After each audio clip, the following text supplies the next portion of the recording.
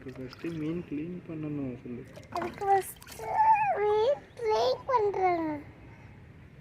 மீன் மசாலா போட்டு படுத்து வைக்க போகிறோம்.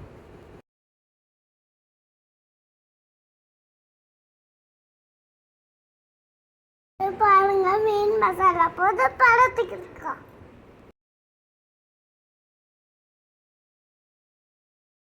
மீன் கொஞ்ச நேரம் ஊற வைக்க போகிறோம்.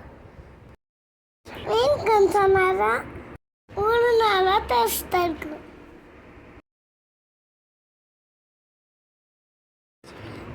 இப்போ நம்ம மீன் பொரிக்க போகிறோம்.